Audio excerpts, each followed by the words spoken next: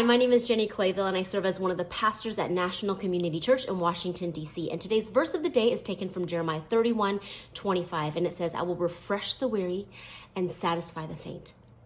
Studies have shown that 1 out of 3 adults suffer from sleep deprivation. And I feel like that number may be just a bit low from my own observations of those around me. And if you just stack on a couple of pandemic years, racial unrest, political dissent, and overall disconnect with others, we find ourselves standing on the edge of hopelessness.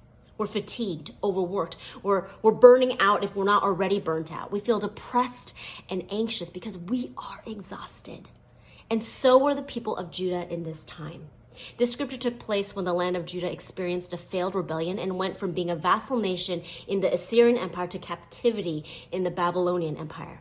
They continued to rebel, which ended with the destruction of Jerusalem, pushing what was left of Judah into exile. However, Jeremiah chose to stay in the ruins of Jerusalem so that he could help those who wanted to rebuild their lives.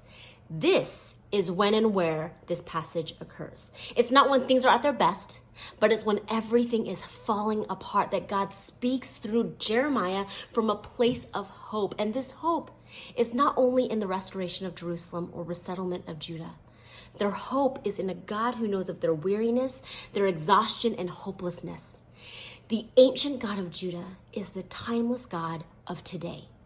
God's promises are the only promises that have stood the test of time because God exists outside of time. Friends, don't let what seems hopeless today define your tomorrow.